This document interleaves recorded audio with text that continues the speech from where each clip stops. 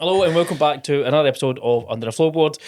Today it's just myself and my co-host Stephen McKaveney. McKaveney. McKaveney. I still don't know how to say her name. It's all right, Spalding. But yeah, just us two. I was just saying that there. I don't think we've done an episode just us two since we started bringing in guests. I thought, I think we both agreed it'd be pretty cool just to get one-on-one again. Have a chat. Shit the shit almost, and bring up a few topics and see where we go. So, I think this is what, episode 12 now. It is, eh? Which I think once you go over, I can't remember the exact stat. But it was like not many episodes get all past like 3 episodes. Very few get past 5, and even fewer get past 10. So we're past the 10 mark. We're past the 10 mark, mate. Legends. So, obviously, very still in its infancy, and I'm sure we've got many more episodes to come as well. So I'm excited. But what's happening? What's in your mind? By the way, I did ask Stephen Bartlett. I met Stephen Bartlett, so I did ask him. He did. He did. It was at AdCon you were at, wasn't it? I was at AdCon and I met Stephen Bartlett. I won this golden coin thing, met him, spent a bit of time with him. I was like, will you come on my podcast? And he's like, I charge £115,000 for people. I was like, we won't charge you a penny. I love how he goes, I charge this. I'm like, but we will not charge you anything, mate. So he wasn't keen on it. So what I've been up to, right? He wasn't keen on it. Don't blame him. I'll give you 3 weird things. And I'm going to give you a marketing thing as well, so in there, right? Just you learn something. Thing. Pay the money to go to this course and you're going to teach us it for free. I love it. First thing I think, I'll talk about a healthy thing that everybody's got, or a superpower. Okay. And then I'll tell you about where we are on properties and all this. Killing me at the moment. And then I'm going to give you a scary story at the end. Okay. Right? A thing that probably keeps me awake. The health thing is ADHD, so surprisingly no one apparently, apart from me, that I got diagnosed and they're like, yeah, you're super level or something ADHD. And I was like, I don't know what that means. And it was just, and when they start to explain things, and my mates, and they were like, you're the only person I know that runs through the airport at speed. I was like, you could miss the flight. And they're like, it's 2 hours before. I was like, it's just normal. And they were like, it's no, or, the shiny things that you've pointed out many times. I call you a magpie, didn't I? So they got it all done. I feel bad at calling you that. It's actually diagnosed. No, it's a positive. It's a positive. I have this superpower. Right. That's what it's called. And it means I can justify having 5 or 6 things on the go at the same time. And I've been taking these weird gem mushrooms that I don't know if they're calming me down or not. What kind of mushrooms? Lion's mane. The gummy stuff. Aye, gummies. Lion's manes. They're no, I don't know. I have done that. They're like famous ones that were on Jeremy Clarkson's Farm show that they were growing them. So I've been doing that. So that's all there. Property. Who would have thought it? Right, all the problems with HMO and Montrose, and then it just kind of came in a flurry. I had this bit of land in St Andrews that I never owned, but the guy wasn't selling, that I got property approval for pods on and got a buyer in the space of about a week and a half, all in a winner. And it's kind of, that looks as though it's going to happen. And then in the Northeast, I found another HMO. That's what I'm laughing at. A guy said, can I JV with you? I've got an HMO in the Northeast. Can we make it a mayor's? And we can, English mayor's. And I don't know what possessed me to think about that, because HMOs are stupid. Didn't have enough of a nightmare headache with the Montrose one. And then my scary. So all I've been doing a lot is AI, right? I'm just going to scare the shit out of everybody if people have been reading it. So AI, here's my prediction, right? Yeah, okay. In the property world, in 3 years' time, the majority of jobs that we ask people to do, they won't need to do them anymore. Examples. Sourcing. Now, I've got sourcing software that's about to come up, so I'm not plugging it, but sourcing. Solicitors. Accountants. Anything that happens more than once will be done by AI. I don't think it would. I still don't believe. I think we spoke about this in one of the earlier episodes. I just don't see how those sections, maybe not all of them, but those sections can be totally non-humanised.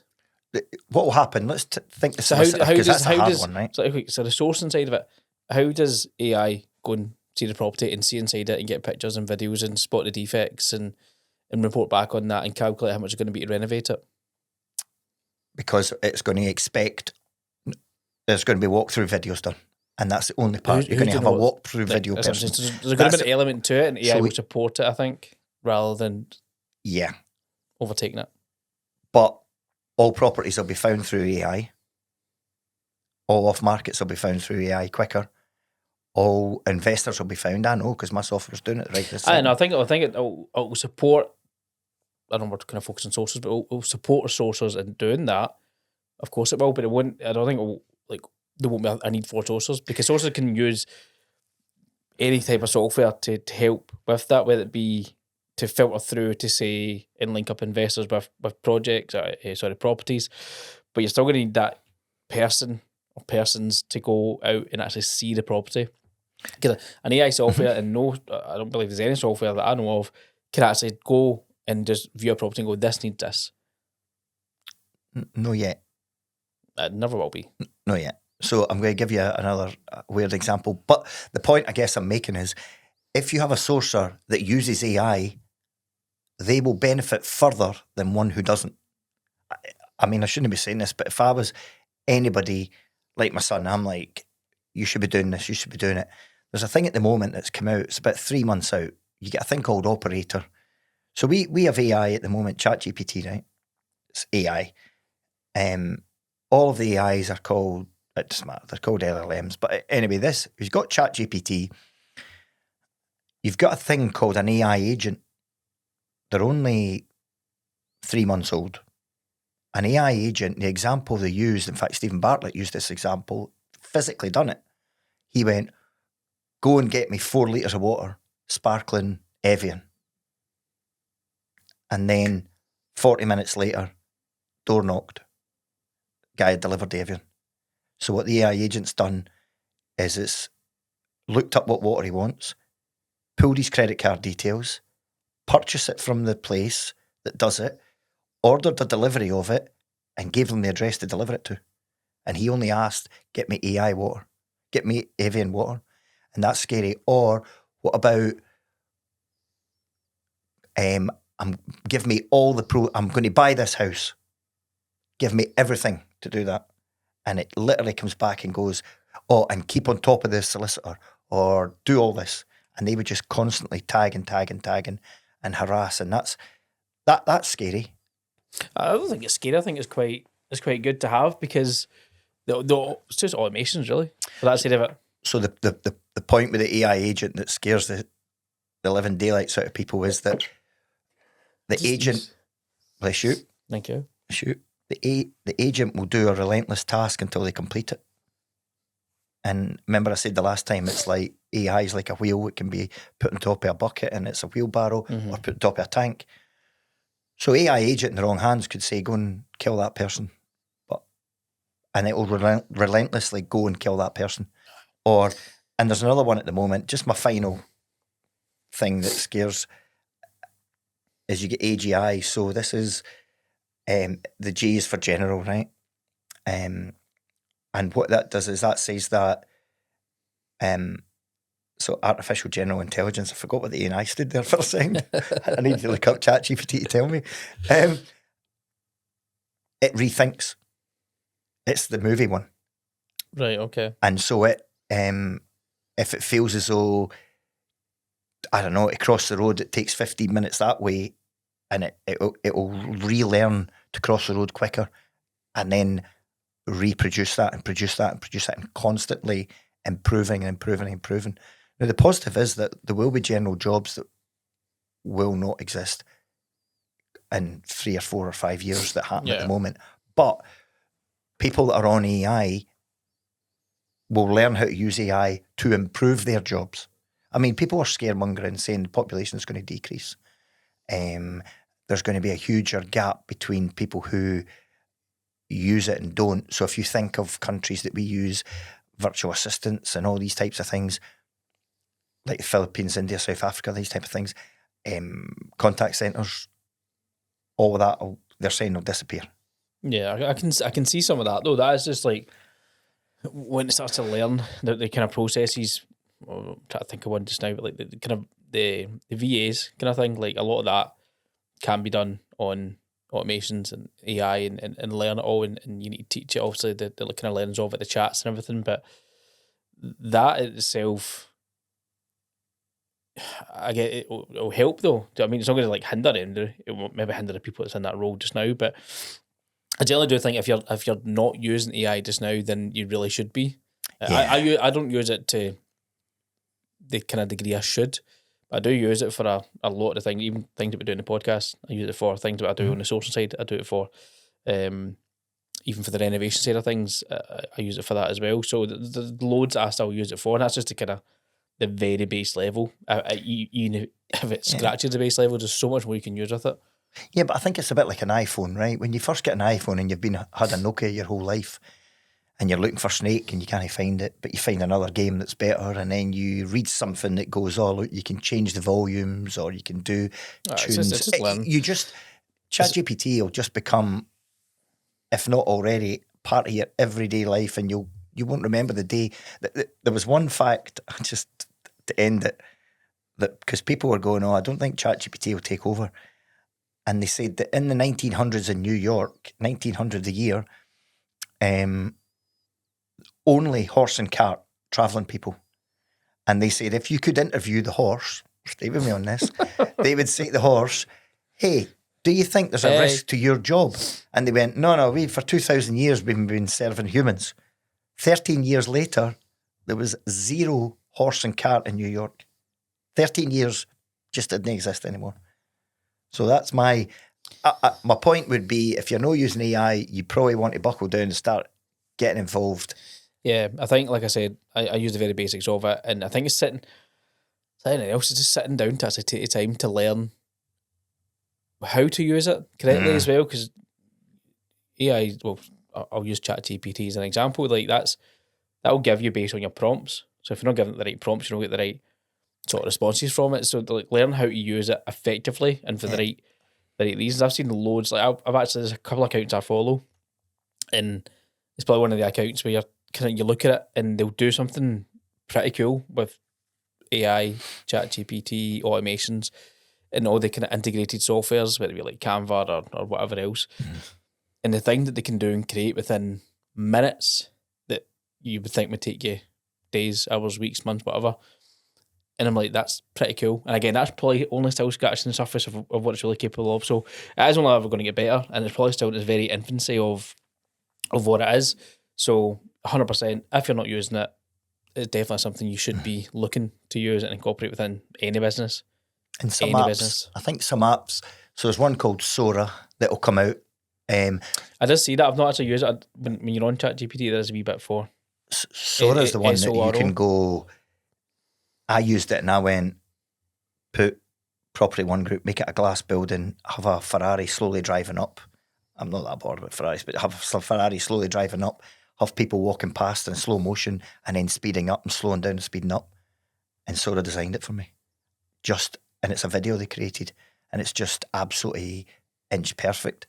So there's that. I use Notion because of the whole ADHD and organising thing. I use Notion, and Reframe I use.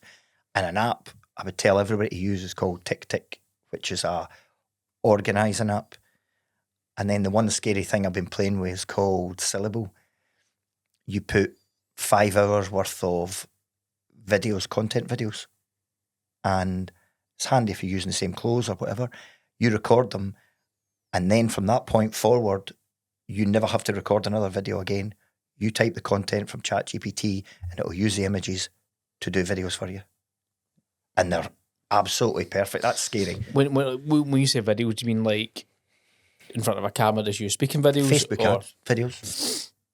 Interesting. Or, for yourself, when you're showing places round, right, and you're showing, in less than a year, right, here's a prediction, less than a year, the videos that you show and you go, we've done this and we've built this, and when you're going through a refurb and you go, this is a new kitchen and this is that and this is that, you'll be able to use Sora to recreate that kitchen that never exists, and you walking around it describing it.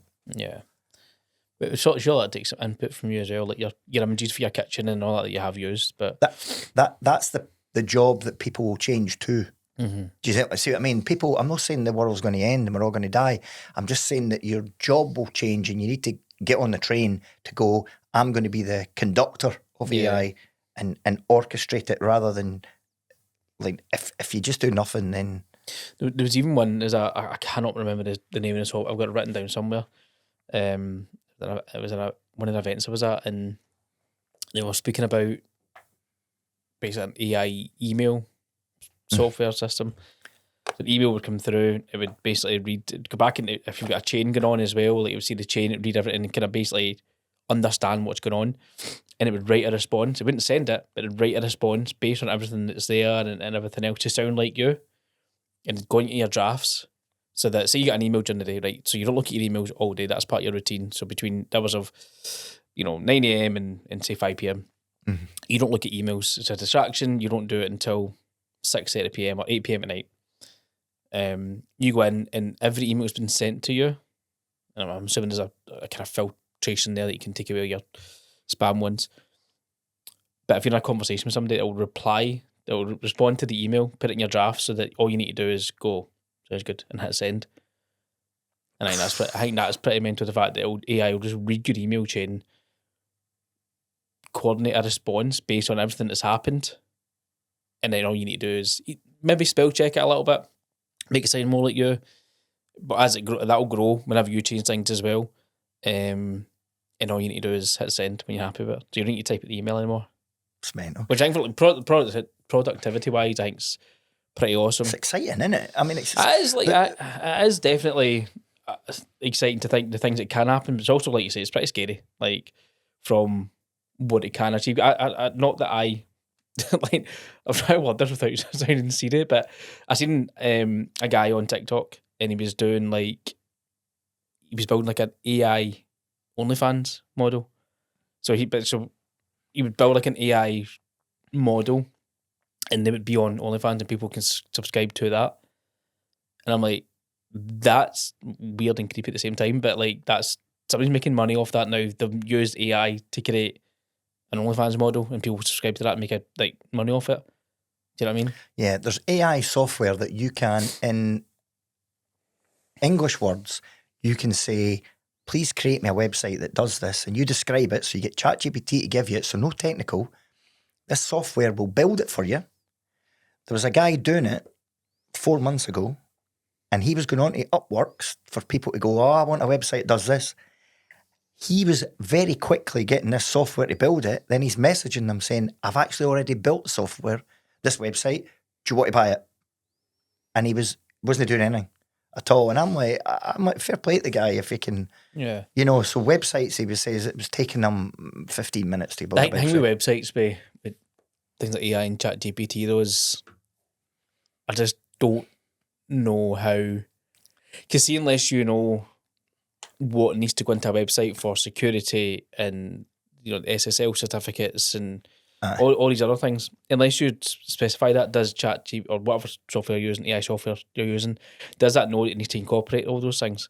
Because if it doesn't, you could create a brilliantly looking, fantastic website, landing page, whatever it may be, but in the back end, it is so easy to get into, where people's data could be taken. Maybe you're holding credit card details, maybe you're holding sensitive information that needs to be built in when you're doing a website. So if you're just doing that through AI and it's not incorporating all that, then you're leaving yourself wide open to attacks and threats and everything else online, which I think on the face of it, yeah, brilliant if it builds a great website, but the actual functionality in the back end and the accessibility of it needs to be spot on as well. Yeah, there was somebody, because this is the scare, and the problem is that no government are kind of clamping down. They should be stopping this, but they're not going to, because America with Trump has just released, he's just removed all the restrictions that that Europe have. So Europe are like, we're not allowing this, this and this, but Trump is like, we don't care, we're going to allow all of that to happen so you can do it. But there was a case about 3 weeks ago that a girl, the AI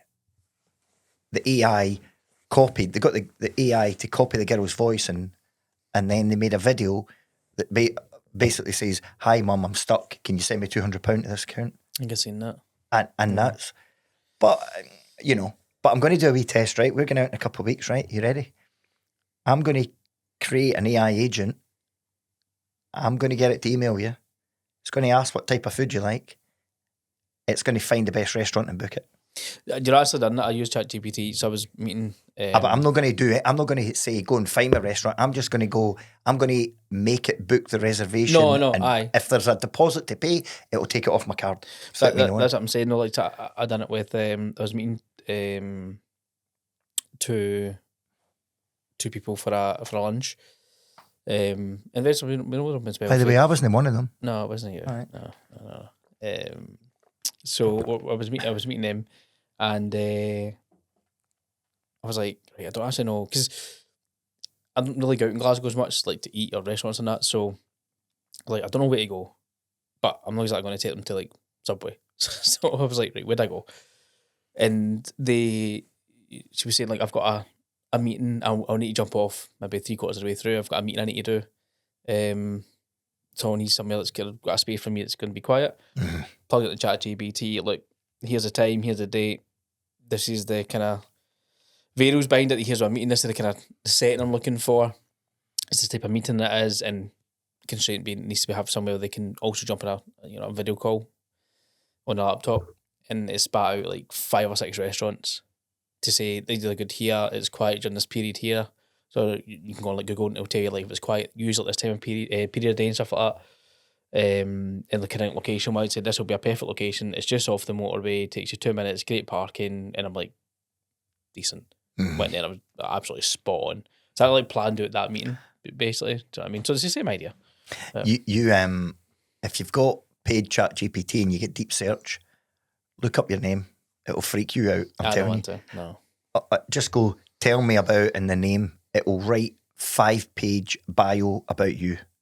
Aye, but that could be any Sean Spalding. I've not no, or you would give it Sean Spalding. It might say there's more than one. Give us a name, but it's already got your details. Remember, because it's already got your email address. It's already got things that you've filled in. So it's not going to be another one. It's already got your You've got your bank details, right? And added it, and it just find it. I want you to try it and see if it finds you. It's just, it's freaking some of the stuff. I need to get the paid version then. I need the basic. I mean, it was telling me things like, I played rugby and it was like that. Won this cup when he was 12. I'm like, I don't know how you found that. No, that's weird. I'm like, but so it was looking up a newspaper article when I was 12 was a long time ago. We were doing the printing press then. That was about 94 years ago or something for you? At least. So what have you been up to apart from AI? Apart from AI, I haven't really dabbled much with that. But so obviously doing the sourcing side still. Actually done a deal recently with the Landmark Investment boys that we had on the podcast. Done a deal with them. They'd had a deal, and I think they'd sold it originally. It fell through, and my investor was looking at it at the time, fell through, and then came back on. So we just snapped that up, which is good. So that's in process as well. So that's kind of good tie-in with them. So still sourcing away. The marketing's going on the Facebook ads. It's been up and down, to be fair. Like the last few weeks have been pretty poor, if I'm honest. So I'm not one of the ones who'll just, at the very beginning, I kind of chopped and changed it very, very quickly. I thought, I'm going to let it run its course and adjust it as a way. I'm still getting leads through, but it's just like, it's maybe just not to the degree that I was getting, but that just changes. So, but I'm still running through, still getting leads through for them, which is good. And then the kind of project management side of things, obviously doing that myself now. How's that coming? It's fine, mate. It's not really skipped a beat, if that kind of makes sense. So, you got a lot of work coming on? So we had one client that reached out, did like three bathrooms, 2 kitchens, and various other bits in between there for a few projects, and they bought it all on a bridge. So we managed to just about finish that just now, and it was like a 4 or 5 week turnaround for that, which is that's incredible. Pretty tight. Brilliant. pretty tight on that one. We've got a full renovation in Dunfermline coming up. There's another one. Oh, is it Stenhousemuir? Is that a place? Mm-hmm. Yeah. It's just a folk. Famous for, do you know what it's famous for? Football? No. Most lottery wins in Europe and most UFO sightings. That ADHD years, man. No, Stenny. It's about 8 miles from where I come from, Stenny. Okay, fair enough. Well, I hope there's no alien sightings, but we've got one there coming up as well. Went and see one today from Glasgow, which is just a landlord's tenants changing over. So what kind of what we're speaking about Willie there. Changing over, just upgrading kitchen, bathroom, flooring throughout. 2-3 other ones in the pipeline as well. So people like COD, we've got it's still the same team that we've been using anyway, so the quality's not going to change. The service that was delivered through the project management was like from my end for the schedule of works, the updates with the client communication, all that kind of thing, still the same. So it's all still working there, and I've been doing some kind of trialing this thing with SA. So a guy I know he's got tons of essays actually, but there's a few in kind of Scotland that he's got. And we're doing like a monthly check-in for him. So we're doing like but one day a month we'll go and visit all the ones on that kind of sheet, and we'll do like a site inspection. So also with SA, it's like you're what be proactive with any issues that could come up, rather than being reactive to complaints and bad reviews and everything else. So we'll go and do an inspection. And rather than kind of relying on like cleaners who, let us be honest, they're maybe not looking for the things you'd be looking for as a kind of doing the refurbs or renovations and touch-ups. They might just like, it looks fine. Whereas I might look at you going, that sealant's about to go, or that sealant looks pretty bad in the bath. The flooring, does all the detectors work? Is the pressure okay in the boiler? And then on the back of that, you can kind of keep a kind of log of, actually, every month I've went out and inspected this property, I've had to top the pressure up in the boiler. So there's a bigger issue at play here. It keeps dropping pressure. So things that I've just been very proactive with it. So we're trialling that to see. So we've done, I think, 6 of their properties just there as well. And we're maybe looking at maybe growing that as something as well. So that's been good. Renovation's been good. Again, like the renovation side, people it can be anything between a standard, refresh on the paint or whatever else, or like a full, back to brick as well. So that's been good. And then more projects, we've got an assisted sale in Govan as well. Sunny Govan. Aye. Well, I was. It's funny because I said, I'm going to do something that I put myself. I'm going to do the rip it myself in this one. Cause I was going to do like renovation tips and record myself and do some content on it. Thought pretty cool. I picked the hottest week of the year to strip wallpaper and rip out a kitchen and bathroom, and I was an absolute mess. I was bright red face. Mate, I was sweating in places I didn't think you could sweat for. And I was like, nah, I'm not recording myself doing this, man. It's not a chance, not a pretty look. I did do a couple of videos in terms of like tips to look out for when you're doing your rip outs and stuff. Cause a lot of times, if we went in the back of somebody doing, get the rip out myself, I'm kind of like, right, okay. And we'll go in and it's like, the rip out team's like ripped off a pipe. It might have turned it off at the stopcock, but if they're ripped off a pipe, there's no like kind of cap on it. Yeah. And I'm like, right, okay, so we need to get that fixed. So I'm like, just trying to look out for that kind of way. And like, people think you can just go and rip out a kitchen, but you've got a gas hob there, so you need a gas engineer to go and do that. So there's various wee things that people just maybe don't expect or skip over. Yeah. I thought I'd cover that.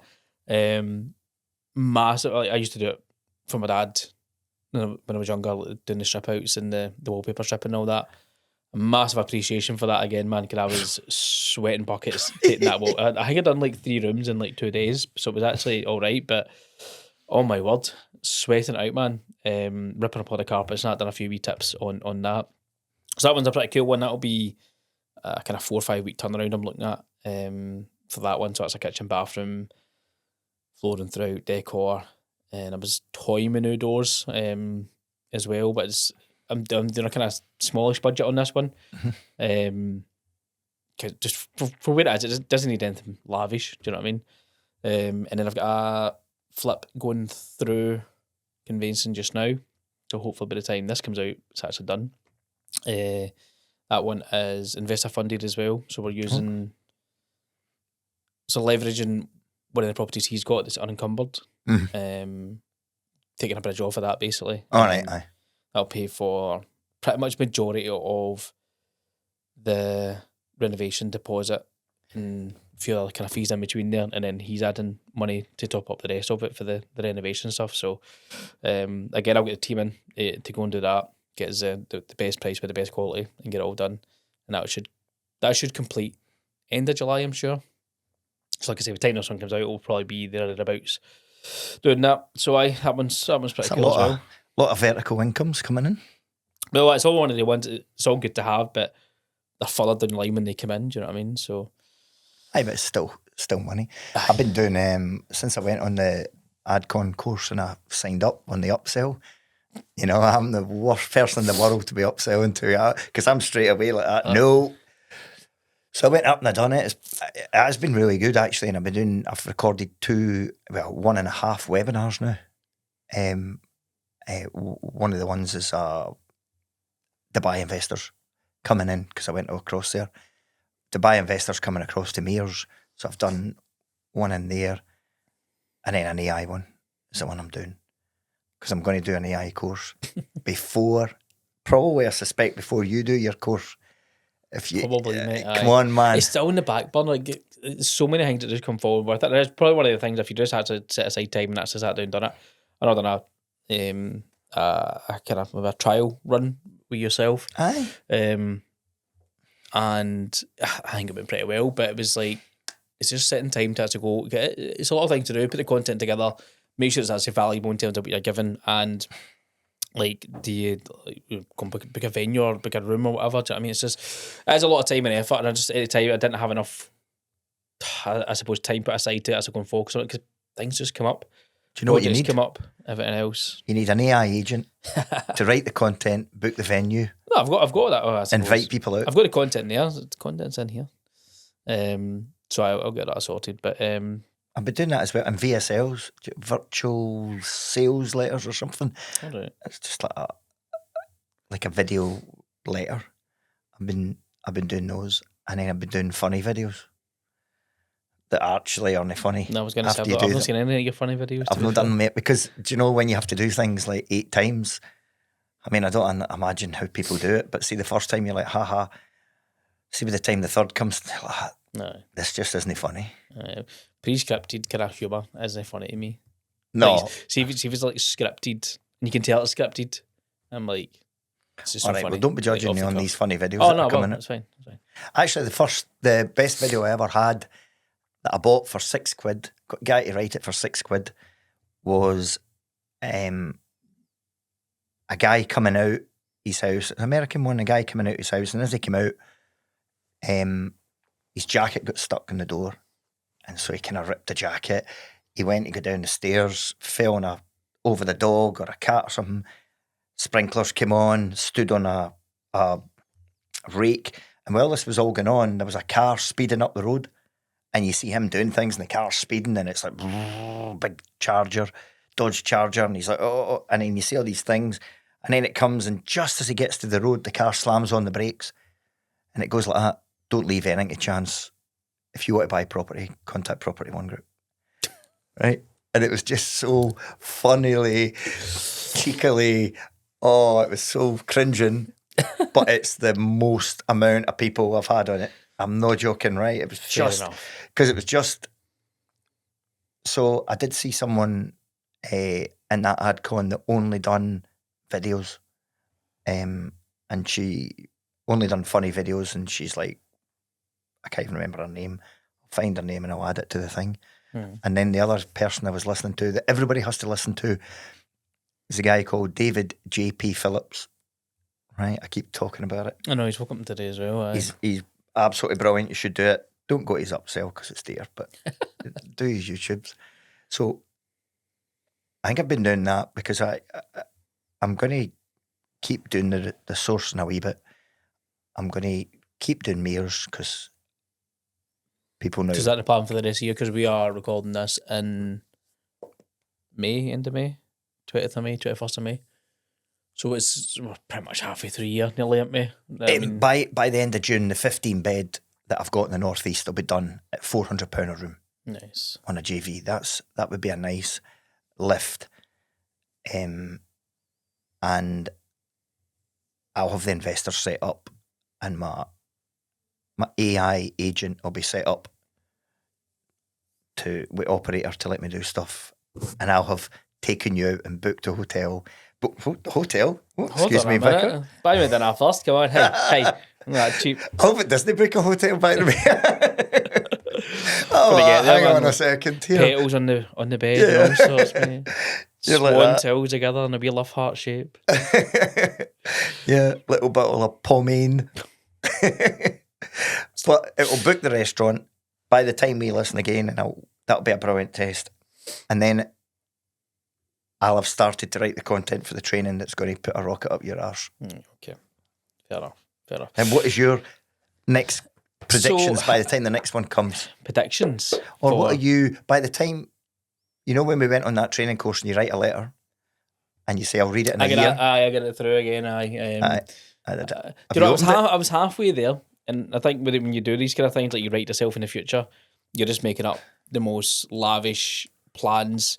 Like you say, you make your goals non-achievable in a sense, like so high that if you come close, you've done well. Gold encrusted yacht and stuff like that. But to be fair, some of them like came pretty well true, which is good. And the kind of also the kind of financial side of it and kind of where I'm going to be and what I'm doing. I'm still on track for that. Like I'm not brilliant. I don't need to make £1 million a month to be happy. Like my biggest thing, and I posted that today, is just a reminder of I was at Ruby's dancing show at the weekend there, and I was just sitting just like in awe at her on stage, just like 6-year-old, no, she's 5-year-old. She's 5, she's 5.5. And I'm like, just being on stage, doing our thing, loving it. And I'm like, these are the kind of moments where I'm like sitting back and just enjoying that moment. Do you know what I mean? And she's like looking out in the crowd to find you, and she sees you and you clock eyes and she gives you that big smile. Like, that's the reason you're doing it. I don't need to be making, thousands upon thousands a month. That money's not my thing. Like, I'm not materialistic. I'm not kind of flashing that kind of way.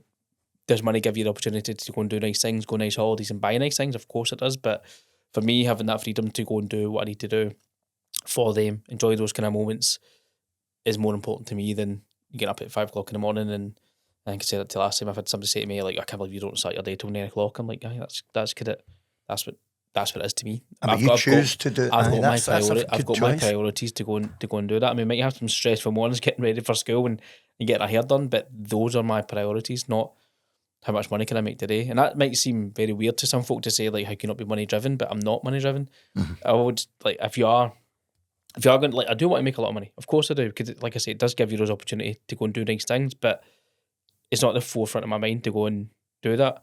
Everything else in between and what I'm doing, the values I've got, whether it be like for the kids, for the family, and the service that I give to other people, the money will come eventually. Like through all that, that's a kind of end product of what you do in the middle. But that for me is my main focus. But certainly for me, coming up for the half of the year, starting a portfolio was something that was on the agenda this year, and it still very much is. There's been a couple I've looked at, and a really good opportunity for one down towards kind of Dumfries and Galloway, and it just I think the distance of it and everything else that came with it just wasn't sitting with me, and I'm like, I just don't know, it's just not there.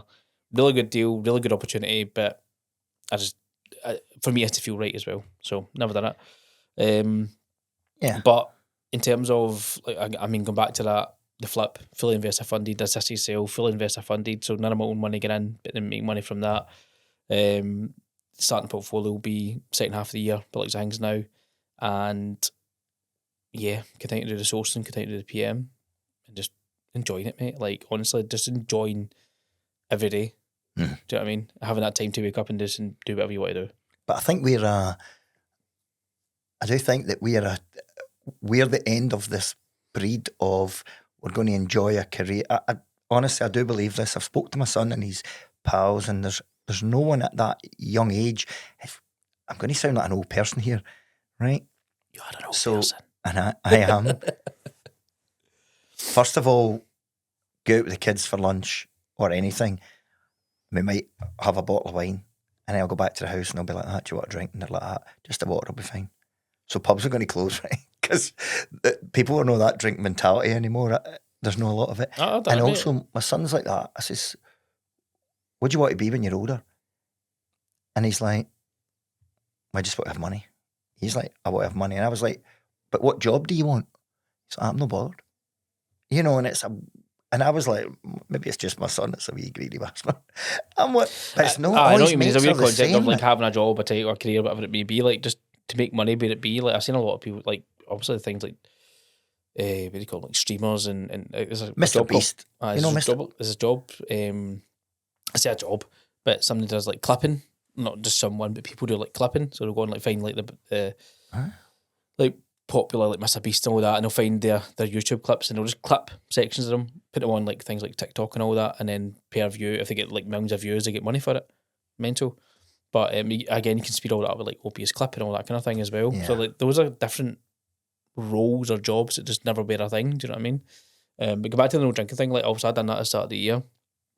I think it was like 90 days in, and it was just one day I was driving and it was scorching, and I made a mega long drive up to this property. I was driving back down. The sun was beating down on me. I had a tough week. In my mind, tough. It was a Friday, and my mate's like, "Oh, we're going to go to a beer garden." I'm like, "Oh, that sounds so good." I could have went to the beer garden. Could have not drank. Could have. Yeah. I was like, "Oh, do you know what? I'm going to have a beer." And I had a Guinness. I'm like, "Oh." Oof. Well, I had a few and went home. Very, very sensible. And then it was the following weekend. I think then 20 pints of Stella. No, I was out, and I would first time I had a hangover since that time. I was like, do you know what? It was only 90 odd days that I hadn't drank. And again, I brought a cycle over a few beers, but then it went out and I made an absolute rip roaring cunt yet. Like just to get I get greedy with drinking, that's a bad thing. But it was the next day when I woke up and I was hungover. I'm like, I do not miss this. Like this is the reason why I stopped doing it in the first place. But there was two things to it that I kind of learned from myself. Was one, you don't have to have that drink. You can still go and enjoy yourself and still be the kind of fun person that you are without a drink and everything else. So you don't have to rely on that. Is this your opinion or my opinion of you no drinking? My opinion. All right. And yeah, like there is times where I can be a bit more of a laugh and a bit more open with the drink. Obviously, everyone really can, but for me, like I don't have to have it. It's obviously always was a choice. Do you know what I mean? And it still will be whether I want to have that drink or not. But I think actually since doing that, I've actually been able to control it a lot more. It sounds like I'm an alcoholic when I say this, but like when I say I'm greedy with a drink, that first night I had a full night out, I still was greedy. But then I felt that's when I had that reflection of I hate this feeling. And then since then I have had other nights out or even days out as well. But I've known not to like be that greedy with it. The next day I wake up, I'm not fresh as a daisy, but I'm also not hanging like I used to be, laying on the couch for hours and lying in bed and don't want to see this daylight and all that kind of stuff. But I actually can be able to control it. I can still get on with the day the next day. So it's been good for me to go through that period of not drinking and then have that hangover and go, just be a bit more smarter with your choices. So do you know, I read this thing, I think it was only in the UK, and it's Problem with Drink, right? Mm-hmm. And they said that actually this is the only place in the world this happens.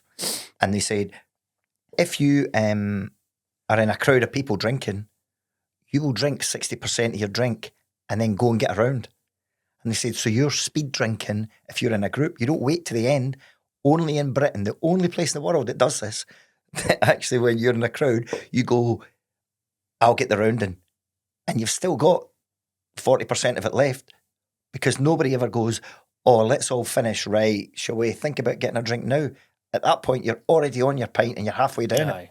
It's not that's a problem. It seems you just drink to get pissed rather than drink to enjoy the sociable situation that you're in. But I'll take you up in that. Then I know hotel, just down a few. We'll go somewhere. We'll go and play pool as long as you're no good at you. Shark, mate. Tenerife 2 out of 10 tit champion. Right. Well, like I say, I was Butlins 1984 junior champion. 1984. I was like 12. Right. Okay, mate. So I'm done. Thank you very much for your time, mate. Aye, mate. Listen, it's been good to catch up to us two. But like I said, it's been a while. Episode 12. 12. We can say 13, but episode 12. So, but yeah, thank you very much for joining us again. Been more of a chilled, laid back episode on this one. But let us know who you would like to see, what topics you want covered as well. And thanks. See you on the next one. Cheers. See you later. Bye.